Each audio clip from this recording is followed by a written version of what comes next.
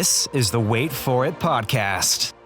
Hey everyone, welcome back to the Wait For It podcast. I am your co-host, Phil Barrera, aka Phil the Filipino. And I'm your other co-host, Mr. Eric Almighty. And for this edition of International Feature, we decided to tackle either the best film of all time, according to some people, the best Ghibli film of all time to some people, but to most, and I think we would agree, probably the saddest film of all time. And that movie is Grave of the Fireflies. Yeah, we are back to the Ghibli well, and Eric has agreed that if this does not go well for me, then I can stop watching Ghibli films. I have given it a chance. I've watched, this would be number 4, and you guys can stop coming up to me with, well, you should try this one. I don't want to hear it. I have given this the old college try, as people would say. So I feel good about at least giving it a shot, Eric. Yeah. Now, did you like it? Who knows? Am I going to get yelled at? Guaranteed. Because Phil already wasn't feeling great. And then he immediately said he's going to throw verbal hands at me before we pressed record. So you at the very least have that to look forward to. But Phil, this is a movie that we've circled for quite a long time because not only does it have 100% on Rotten Tomatoes, not every film can say that. It's really regarded as a film that is one of the best animated films, and people just kind of put it in general films of all time. When you have like a top 10, top 20, top 30 list, Grave of the Fireflies, surprisingly, is on there quite a bit for a lot of different people. And it's a movie, Phil, that also has just such acclaim and love from outside of the Ghibli-verse. Like, for people that don't watch Ghibli, I tend to see them lean towards this one out of the catalog the most, which should be noted, not a Miyazaki film. So it's going to be very interesting at the very least to see what your thoughts were considering that information. And maybe you leaned a little bit more positively or a lot more positively. It also could be the same old story with Ghibli films for you. So I'm going to be very interested to hear your take on it. For me, I definitely am excited to get into this because this is one that has been on the agenda for quite a bit. Yeah, certainly. It is a film you cannot really ignore if you are any type, in any range of fan of film. This is something that's going to come up no matter what. So, yeah, let's get into it here. Any brand new listeners or returning listeners, make sure you stick around to the end of the episode. We'll let you know we can find everything Wait For It podcast related. But Grave of the Fireflies in 1988, directed by Isao Takahata. Letterboxd synopsis: in the final months of World War II, 14-year-old Seita and his sister Setsuko are orphaned when their mother is killed during an air raid in Kobe, Japan. After a falling out with their aunt, they move into an abandoned bomb shelter with no surviving relatives and their emergency rations depleted. Seita and Setsuko struggle to survive. So, Eric, there is a scene in Ted Lasso that I watch whenever I need to conjure up some emotion when I'm doing voiceover. And I'll set the scene for this scene. Ted's mother has come to visit him, and he hasn't seen her in a while. Now, Ted went through a traumatic event when he was a teenager. His father passed away. And Ted, of course, is a very upbeat and lovable, charming guy. With his mom, it's totally different. And finally, it comes to blows at the end of this episode in season 3. And Ted goes, well, thank you for coming here, and fuck you for not telling me. And his mom is like kind of taken aback, like, what do you mean? I beg your pardon? He's like, thank you for making my childhood so memorable, and fuck you for not making yourself better whenever Dad passed away. Eric, thank you for bringing this film to my attention, and fuck you for bringing this film to my attention. Thank you for making me watch a piece of animated history, and fuck you for making me feel the feelings that I had to feel while watching this. Yeah. You're welcome. Obviously, we're going to talk freely about this movie. It's as old as me. Being Grave of the Fireflies both came out in 1988. So... allegedly. This is the first time in a while where I watched a film, of course, saw the events of the ending and, everything that happens within the last 20, 30 minutes of the movie, and then immediately went back to rewatch the beginning because, of course, then you really understand, what is happening there. And I felt worse about it. but I like had to know, and I was like, I knew I had to immediately go back and feel differently, knowing what I knew at the end, which is why I had to go back and watch the beginning. And I don't feel good, man. I don't feel good. Yeah, weird.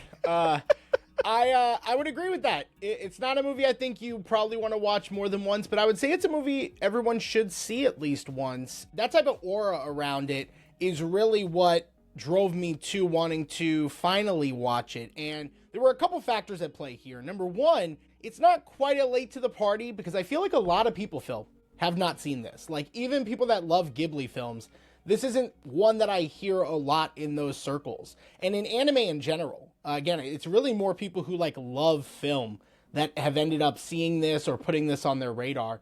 Number two, this movie, as of 2025, is more accessible than ever. It came to Netflix this year. It also, around the time of this episode, either entered or is exiting theaters. So this is going to be a movie that I think is going to be talked about even more so now than ever. And that's why I thought it was just such a perfect, especially because of the setting of the movie, the theme, the thematics of the film. All of that was just a perfect concoction for international feature. And although we are going to talk pretty freely, Phil, I can already tell we're really wanting to hold off on some of the core spoilers for that reason. But I think at some point we probably will have to discuss that. So I would just implore you, if this is a movie that's been on your radar at all, there's literally no excuse to not watch it, and I would absolutely encourage you to check that out before we really dive into the nitty-gritty of the story, the plot, some of the circumstances, and where our characters end up. That out of the way, though, I mean, there's just so much to discuss, and I think we have adopted kind of a new format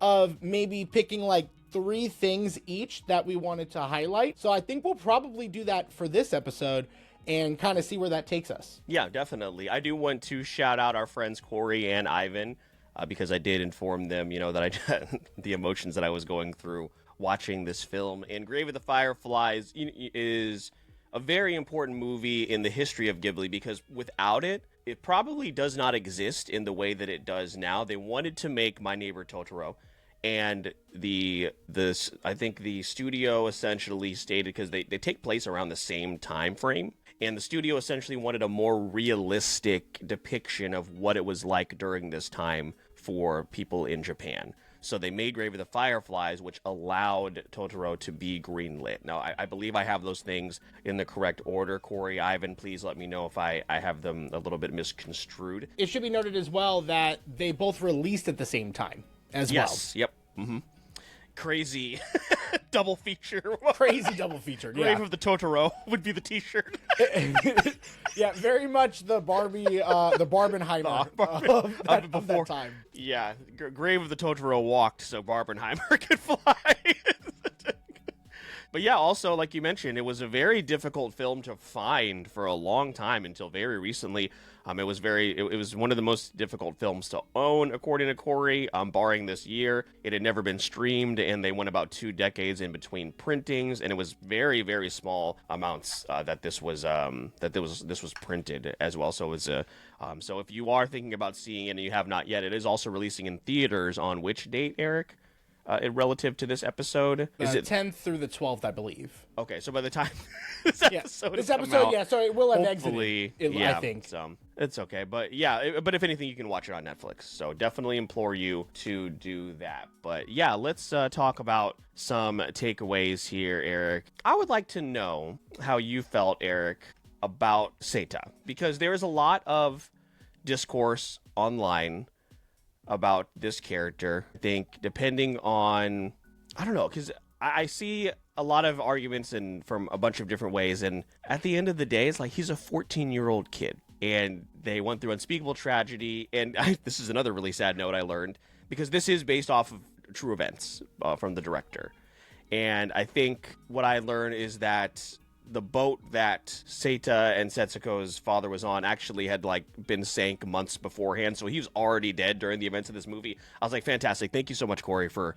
telling me more information, for more sad information. So I think the discourse about Seita and his decisions, of course, the one major decision that really doomed them, essentially. I'd like to know how you felt about that, because in obviously watching it unfold, it is very frustrating, but also it's like, what do you expect out of a 14-year-old? It was just really strange for to see so many people have so much aggression towards him. Yeah, I think I'll be careful how much I spoil because of the theme of this episode, kind of featuring this to people who may not have seen it.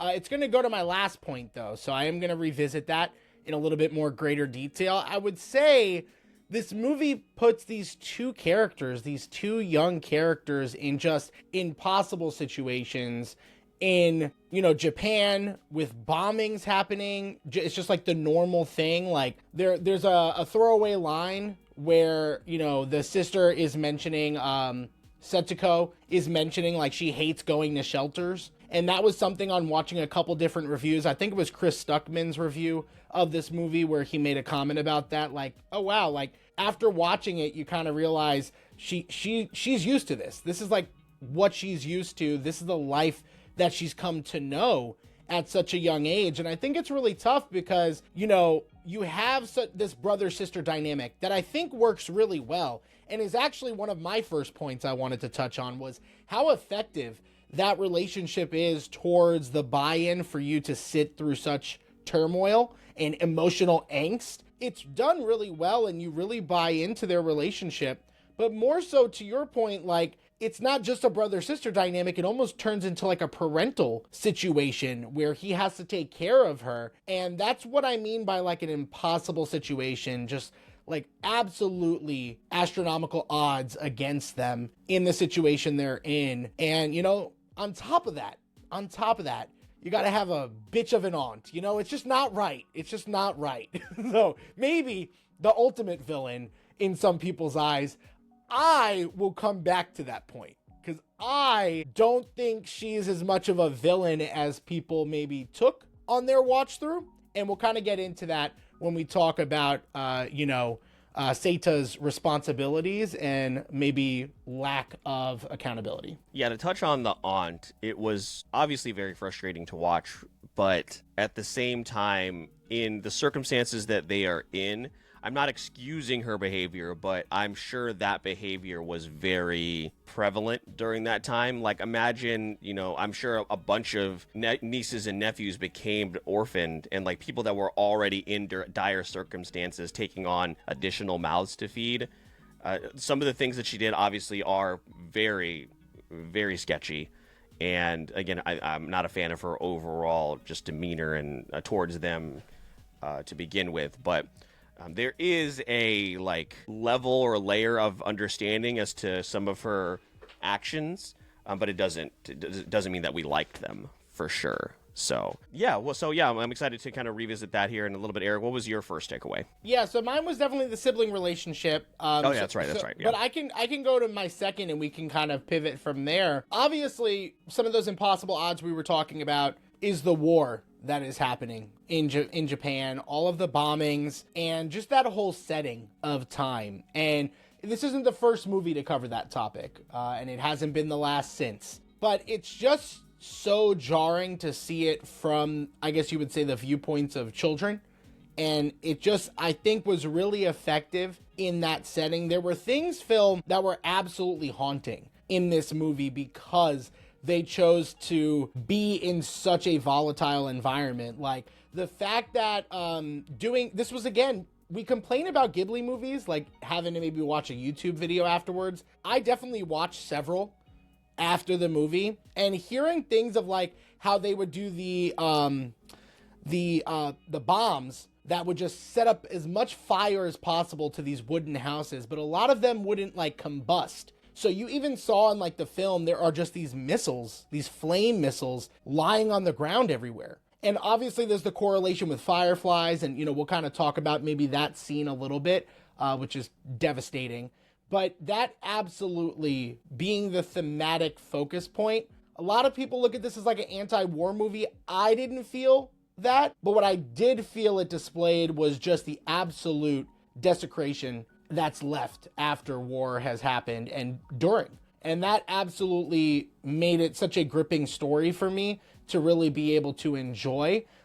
Interested to see if you have any thoughts on that, and then we can kind of lead into your second takeaway. Yeah, from what I could see is that like this really made people like it was shocking to a lot of people to see just how like gritty and realistic this film was. It really made people like alter their sense of how they looked at animated films because of course, you know, when you think about animated films, you think of children's films. I hope nobody in the 80s took their kids to this and wonder like not knowing what it was. I just wanted to Google really quick, like what animated films came out in the 1980s. Like we're talking about films like The Land Before Time, which in and of itself is pretty devastating. But then as we talked about My Neighbor Totoro, what were some of the Disney films that came out? So we have like American Tail, Transformers. These are the kind of movies that probably parents are taking their kids to. And then you see something like this. I certainly am not going to see this in theaters. Like we alluded to earlier, I don't think I could sit and watch this again,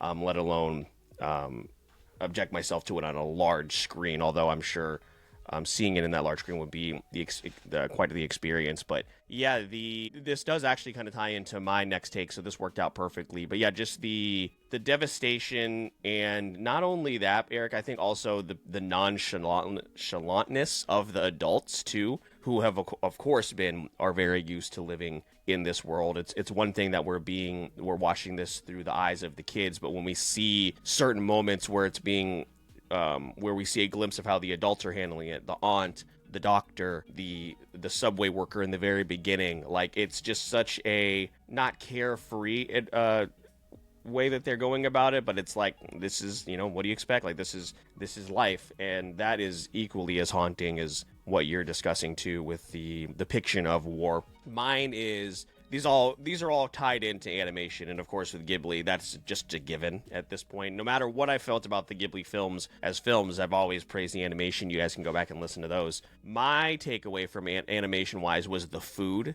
because Ghibli is so like everything. I mean, even in, you know, we're talking about, of course, Spirited Away and so many of these other films where food is such a focus, and it's this delicacy, obviously, and like this really something to be celebrated. And here, every grain of rice is important. Everything that they come across, stealing crops, you know, having to result to catching their own food a little bit later in the film. And it was just crazy to see the use of food done so differently in this, as opposed to, again, how fantastical it is in other Ghibli projects. Yeah, I think that's absolutely something that you could take away from the film, the lack of, you know, fancy visuals and like enticing, enchanted worlds. Like this movie is not that, which I guess is what we were hoping walking into this. I'll kind of add this little piece to the discussion before I get to my final point, which is, Phil, this movie is so different from any Ghibli film you've seen so far. The three that you've seen, Spirited Away, Porco Rosso, The Boy and the Heron. For me, this is distinctly different in both the way it tells its story, the setting, and while it still has that Ghibli feel visually, like you're kind of alluding to, it is different. Takahata is the co-founder of Studio Ghibli, and this is not the only Ghibli film he's done.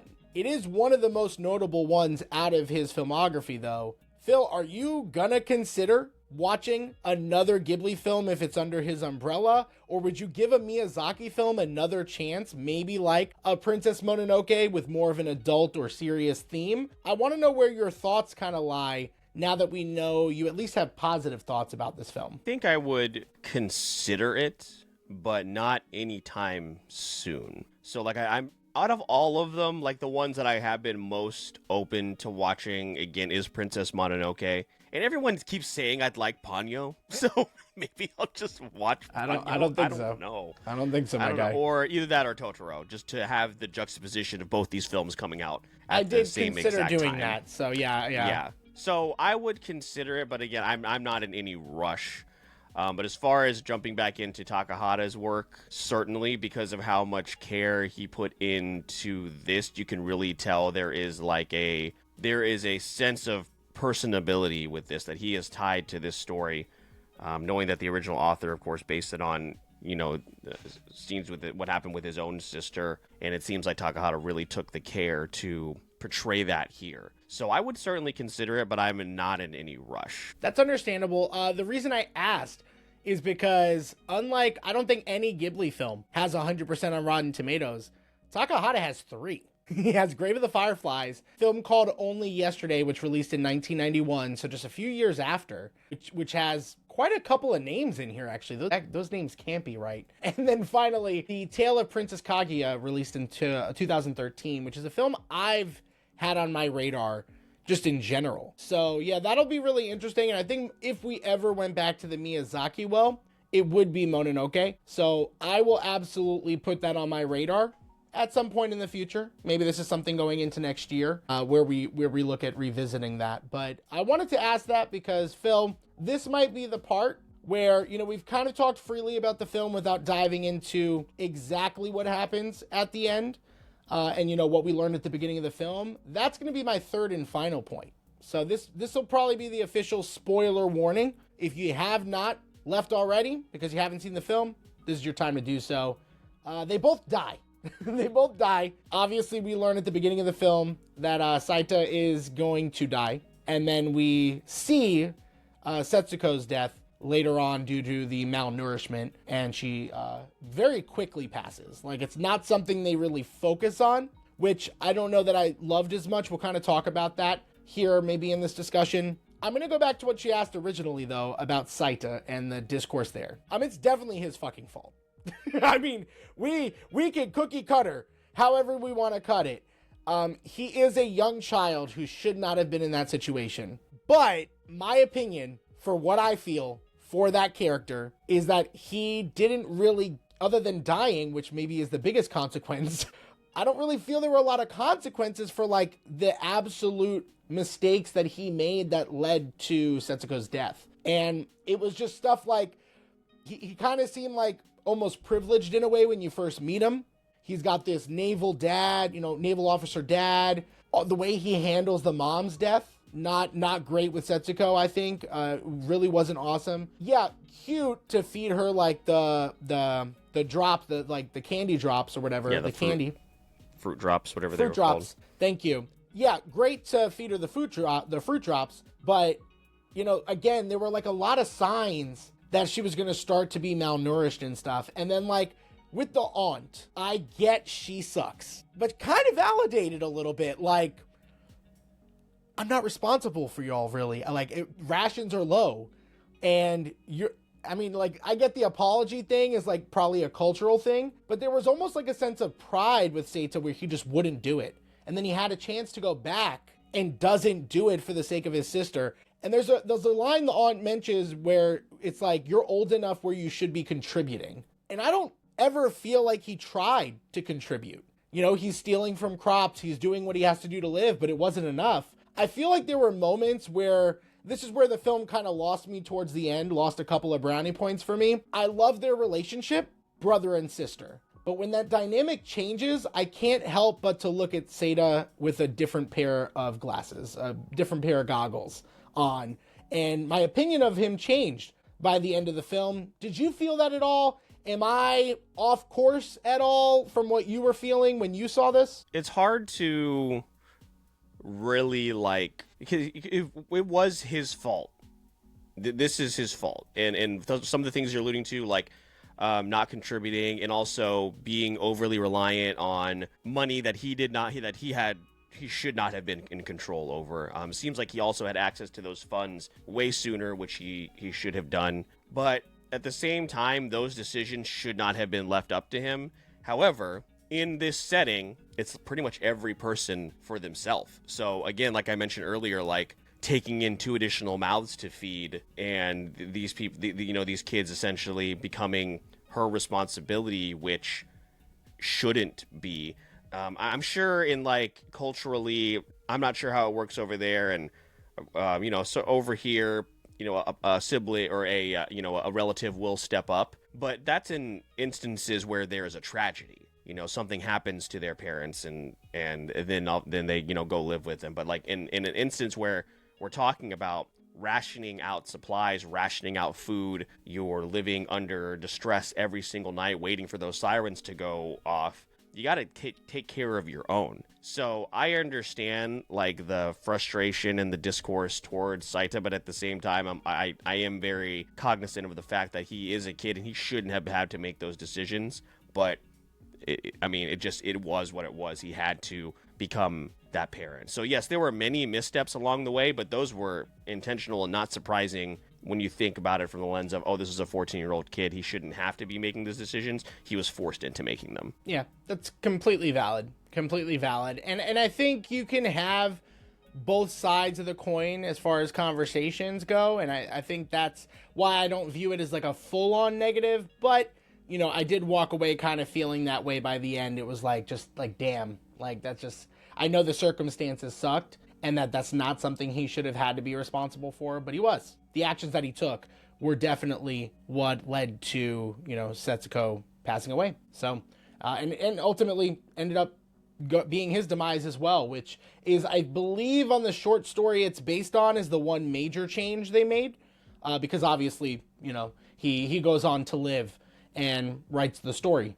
that we ended up watching here. So, Phil, what is your final takeaway before maybe we throw out any other mentions or discussions before we scored and everything? Yeah, the last thing, which was probably saying that it's one of my favorite parts or that I enjoyed, is so strange when it comes to this film, and that'll be reflected when we talk about scores. But I just really enjoyed the sense of like a spiritual presence, like him rewatching his actions. And then, like I said in the beginning, I went back and immediately rewatched the beginning with a heavy heart and just absolutely shattered to pieces. And just seeing that, especially like the framing device with like Seita and Setsuko's spirits, kind of like, again, rewatching everything. And I like that the use of their spirits is not used as like something in like horror related. It was used as a device for like, it's a lingering memory, like they're still around, and I think it's what makes it even more haunting is maybe they're rewatching this all play back and realizing what they could have done differently, and you know, things would have been they still would have been around today. So as someone who, you know, obviously very much leans into like that spiritual realm when it comes to interests, I really liked how they use that in a non-horror fashion. Non-traditional horror, that's what I'll say, because it is still horrifying, and that was definitely one of my favorite parts of the film. Yeah, that's great. That's great. I think I would agree with that. I would also add that, you know, the use of the Fireflies and a lot of the scenes, like with the Fireflies and the bombing, and just like some of the allegories and the comparisons there were just really, really impactful. Obviously, I'm going to walk away from this film remembering the, you know, why do Fireflies die so soon line. That shit is sad as fuck. So sad. And then obviously, I know we don't do a tagline for international feature, but it would just be Grave of the Fireflies. Sad as fuck. Pretty straightforward. I mean, we probably could have avoided doing a whole episode and just said that, but I don't know. Sad as fuck, man. It is sad as fuck, but like I think why we both liked the film ultimately is that it just has a lot more to offer than that. Is it a movie that I plan on watching ever again? No, but I did want to ask you before we go to scores, Phil, how did you watch this? Did you watch this in sub? Did you watch this in dub? I watched it dub because if I ever plan to watch both, I can't watch dub last. It never works in my favor. I'm a little bit too overly critical. So I watched it in dub, but I did go back to pivotal scenes to hear how it sounded in sub. And I will say, if I was to ever watch this movie again, it would be in sub because I was very interested to hear it in Japanese, given the topical nature of the subject at hand. Where did you end up landing on your decision to watch it in either dub or sub? Also watched it in dub and had that exact plan to do what you just said, but I could not. No, I get it. I was like, I can't. I'll revisit them later, maybe like months down the line, but I did watch it in dub as well. Yeah, I saw that there was really, like, when we talk about credits for the film, there's really only 4 major characters that are really credited in this film or that are the focal point, and 2 of them are our main characters. So once I heard enough of their dialogue, I was like, I'm going to probably just commit to this because it's not like sometimes with dubs, they can be overall great, but a couple few bad eggs. But I tend to find you could tell really quickly with a smaller cast whether or not you're going to vibe with it or not. And then you can kind of back out of it early enough into the watch through where you can, start over without it feeling like a big chore. And that's kind of where I ended up as far as watching it in dub. I enjoyed it. I thought it was pretty well done. I think it was a redub from the original as well, if I did my research correctly. But with all that being said, Phil, we need to talk about not only how this movie has been received, what our scores are, and where in the many international features that we've done so far, this movie lands. Yeah, so as you alluded to earlier, Eric, as far as Rotten Tomato score, 100% on the tomato meter, 95% on the popcorn meter, an unprecedented 8.5 on IMDb, which we always talk about is probably the most critical, like the most difficult one to score high on. And then currently a 4.5 on Letterboxd. As we mentioned earlier, it's regarded as one of the best films of all time. And again, it is responsible for the Ghibli that we have here today. So for those of you that are big fans of those, those films, thank Grave of the Fireflies. So, Eric, I ended up giving this a 4, which is far and away the highest score I've ever given any Studio Ghibli project. And because of where it sits historically and because of those themes that we discussed here today, it certainly is one of the most impactful films I have ever seen that I hope to never see again. Ladies and gentlemen, we got him. We got him. We got him.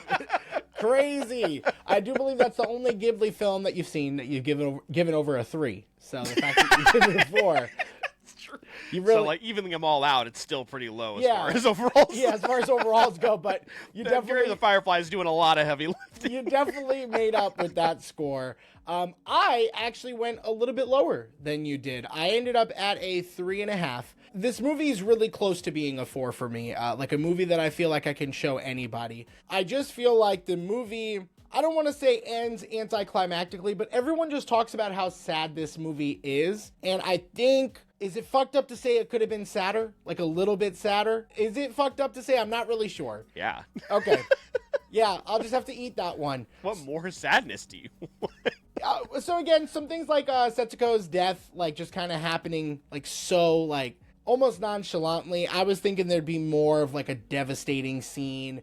Obviously, with Seita, this is again part of his character. He's like very somber. Like we don't ever really like, even with his mom, with Setsuko. He gets kind of emotional about his dad in a way, but almost in an angry, selfish way.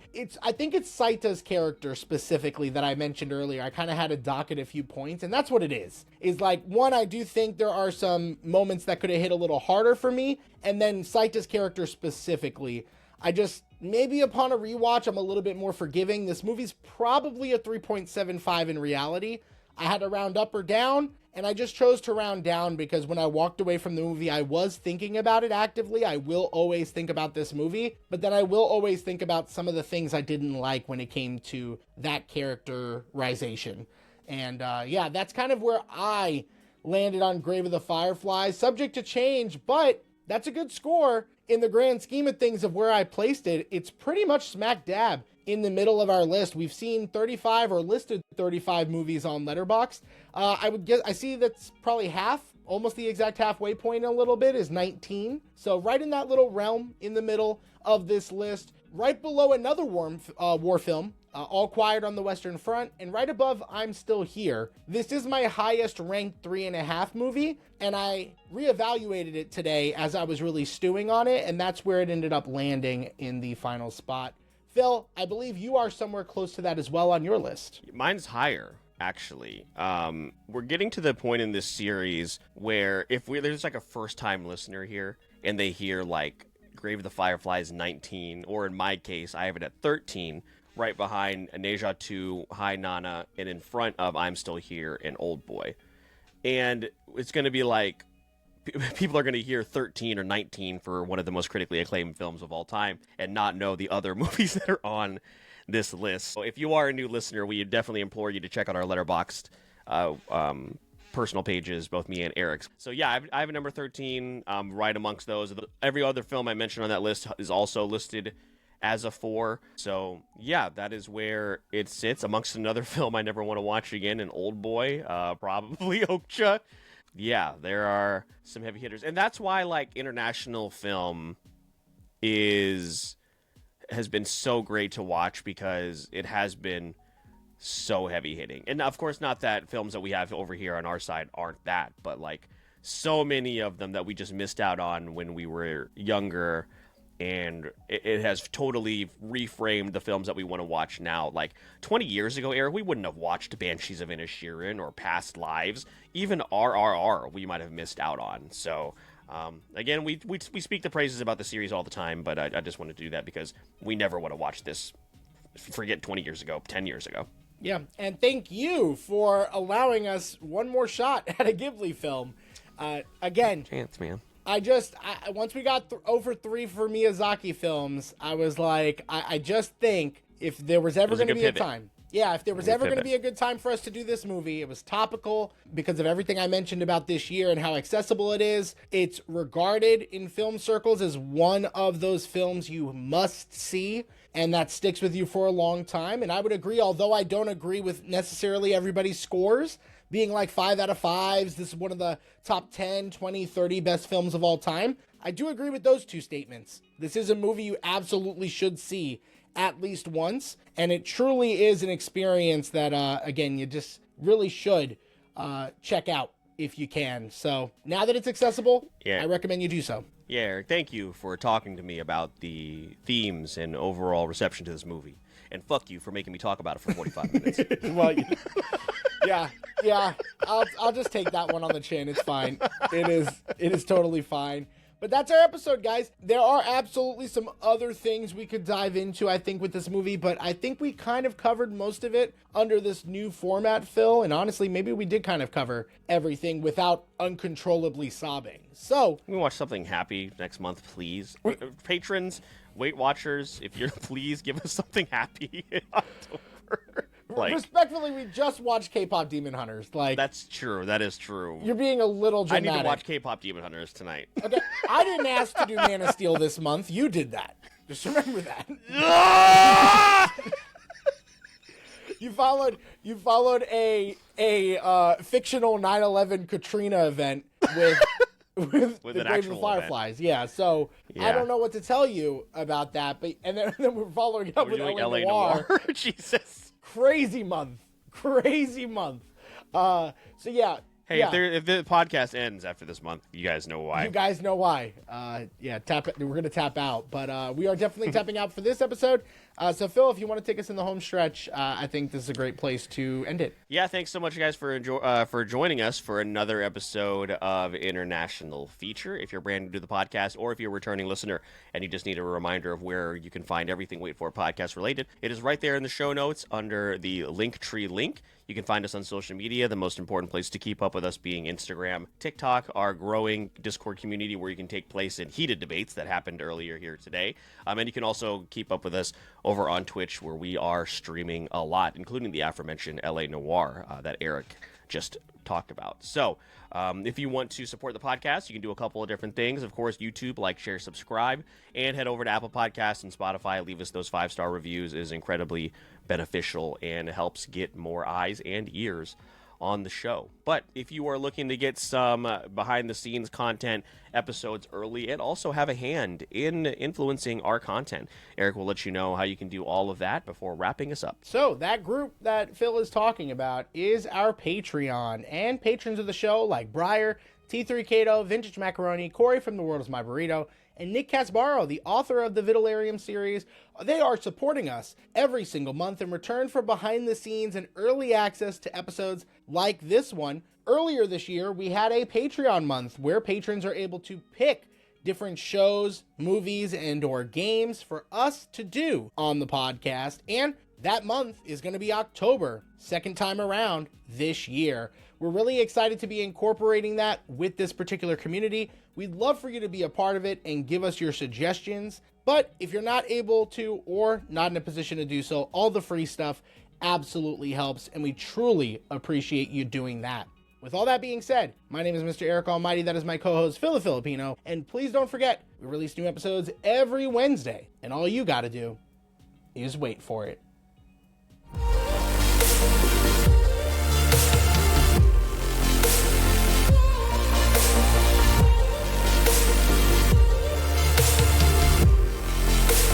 This is the Wait For It podcast.